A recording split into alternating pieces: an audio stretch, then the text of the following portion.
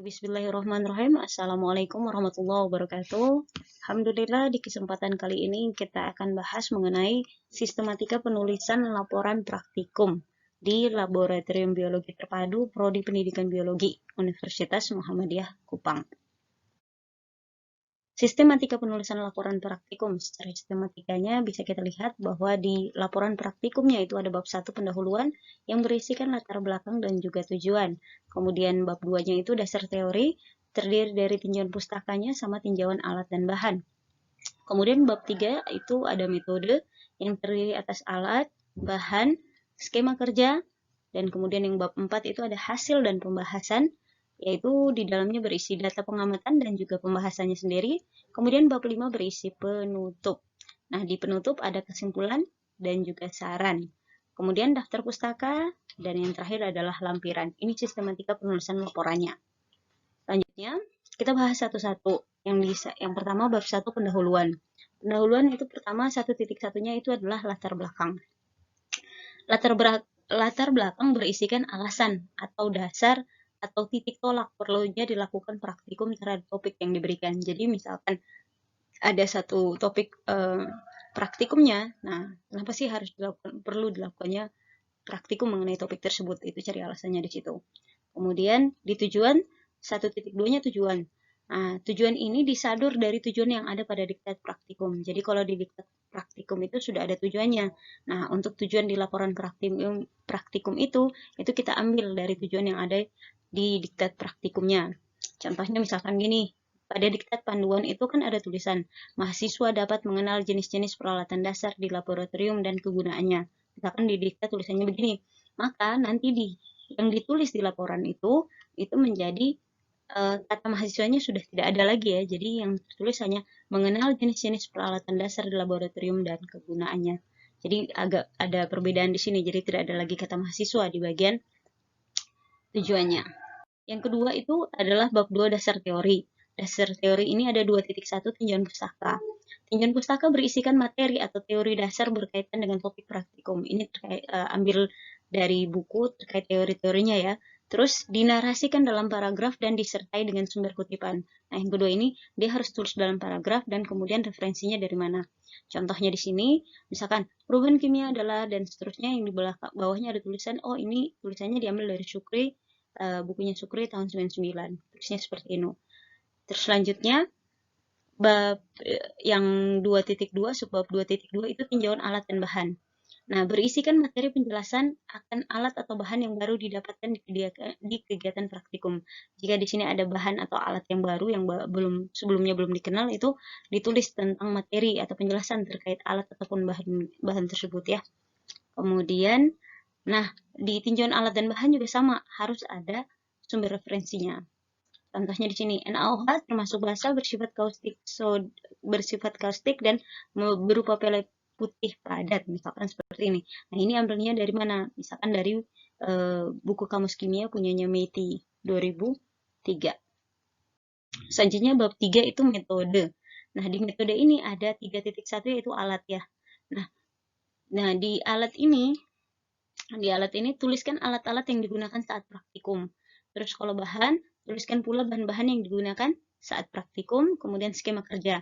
Nah, skema kerja itu cara kerja atau prosedural pada panduan diterjemahkan dalam bentuk bagan atau skema kerja. Jadi kalau yang di panduan itu kan berupa cara kerja yang prosedural, yang satu ngapain, dua ngapain ya. Nah, di sini kalau untuk di laporannya harus dibentuk dalam bentuk skema. Nah, tahapan kerjanya ini dimulai dengan kata kerja pasif. Jadi untuk membuat skemanya itu dia punya kata-kata dimulai dengan kata kerja pasif ya, artinya kayak di begitu. Contohnya di sini, misalkan di panduan ada tulisan pada cara kerja di panduan tertulis gini, timbang NaOH sebanyak 1 gram, larutkan dalam 100 ml Aquades pada gelas beker, aduk hingga larut dan tambahkan 3,5 tetes indikator phenolphthalein, amati perubahan warna yang terjadi. Ini kalau di buku panduannya. Maka kalau di skema kerja di laporannya tulisnya gini, buat di skemanya di atasnya tulis bahannya, misalkan NaOH padat, kemudian yang pertama ditimbang 1 gram, kemudian dimasukkan dalam beker gelas berisi 100 ml atau Aquades, kemudian diaduk hingga larut, terus ditambahkan 3-5 tetes indikator phenolphthalein, terus diamati perubahan warna yang terjadi, dan terakhir hasil. Nah, ini seperti ini yang dibilang skema kerja. pada laporan itu nanti harus ada skema seperti ini ya. Kemudian bab 4 hasil dan juga pembahasan. 4.1 itu data pengamatan. Di data pengamatan, sajikan tabel data pengamatan atau data hasil lain, bisa berupa angka atau gambar yang didapatkan saat kegiatan praktikum. Misalkan waktu praktikum itu dapatnya berupa data-data berupa yang disajikan dalam bentuk tabel, berarti di data pengamatan sajikan tabelnya. Tapi kalau dapatnya berupa perhitungan angka-angka itu sajikan di data pengamatannya juga. Terus kalau seandainya dapatnya dalam bentuk gambar ya taruh di data pengamatan ini gambarnya. Kemudian 4.2 itu pembahasan. Nah, pembahasan ini deskripsikan singkat cara kerja kegiatan dan tujuan yang ingin dicapai. Ini prinsip kerjanya, kemudian narasikan hasil yang didapat. Jadi kan hasil tadi kan kita dalam bentuk tabel atau angka atau gambar yang ada di data pengamatan itu kita narasikan, kita deskripsikan. Kemudian jelaskan maksud atau arti dari hasil yang didapat. Nah, hasil yang sudah didapatkan itu artinya apa? Itu dijelaskan di pembahasan. Kemudian hubungkan dengan teori. Nah, di sini di hasil dapat ini itu teorinya bagaimana? Itu hubungkan dengan teori yang di bab 2 tadi. Bab 5 itu penutup. Nah, penutup itu berisi 5.1 itu kesimpulan. Kesimpulan merupakan jawaban dari tujuan praktikum. Perhatikan baik-baik di sini kalau ada tujuan praktikumnya apa, kesimpulannya itu merupakan jawaban dari tujuannya. Misalkan di sini contoh kesimpulan. Dari praktikum yang dilakukan dapat disimpulkan bahwa terjadinya reaksi kimia dicirikan dengan diantaranya dengan adanya perubahan warna, perubahan suhu, terjadinya pengendapan dan juga timbulnya gas. Ini contoh kesimpulan ya. Kemudian saran 5.2 saran ditujukan kepada pihak praktikan selanjutnya, asisten dan juga laboratorium. Jadi untuk saran itu bisa untuk yang selanjutnya praktikan selanjutnya harus seperti apa, atau untuk asistennya, atau untuk laboratoriumnya. Misalkan contoh saran, perlu disediakan lagi kelengkapan alat safety guna mengantisipasi terjadinya kecelakaan di laboratorium, atau asisten diharapkan menjelaskan dengan perlahan agar dapat dimengerti. Misalkan kalau asisten jelasnya terlalu cepat ya. Terus untuk praktikan selanjutnya diharapkan lebih berhati-hati mengontrol suhu pemanasan saat dilakukan kegiatan percobaan ini. Jadi saran itu bisa untuk laboratoriumnya, asistennya, dan juga praktikan selanjutnya. Oke, selanjutnya daftar pustaka. Daftar pustaka bersumber dari buku teks, kamus, diktat praktikum, jurnal, ataupun artikel di internet ya. Kemudian referensi itu minimal 5 sumber.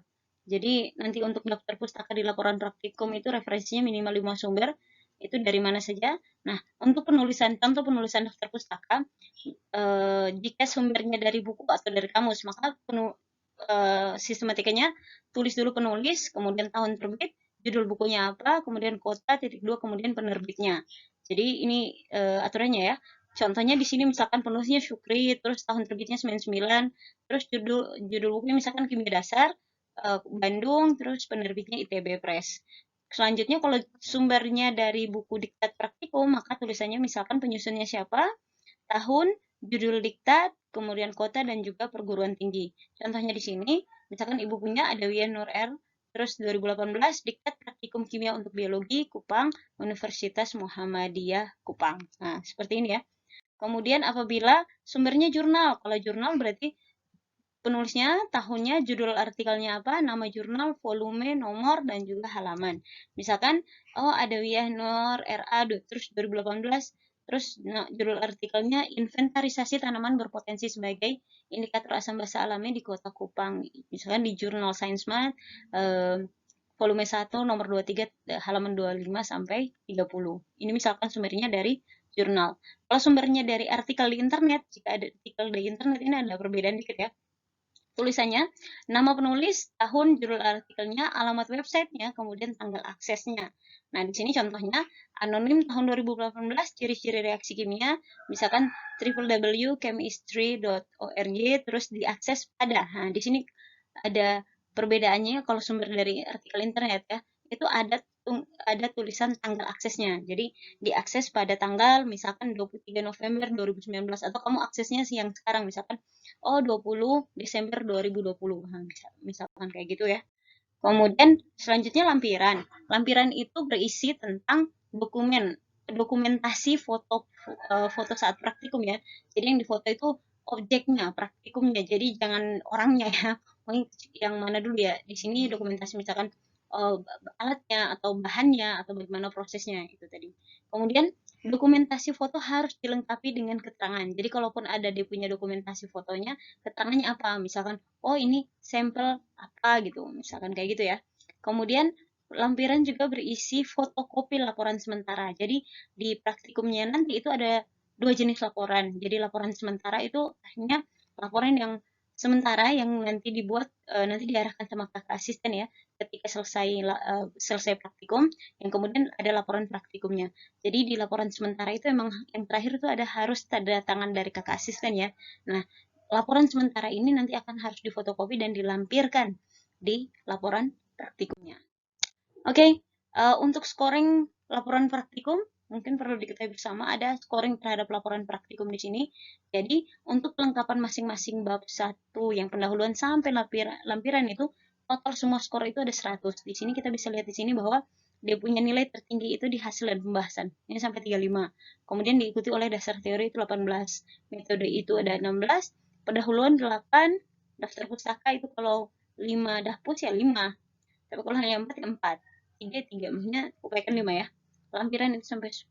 Nah, total di sini scoring untuk laporan praktikum itu adalah 100. Selanjutnya, untuk satu-satunya tadi, latar belakangnya itu berapa, ini bisa lihat di sini ya. Nah, ternyata skor terbesar itu ada pada titik pembahasan ini tadi. Oke, dengan melihat scoring praktikum ini, harapannya bisa diperkirakan ya, dilengkapi dengan kebutuhan sesuai dengan ketentuan yang telah berlaku ya. Oke, itu saja. Selamat mengerjakan laporan praktikumnya.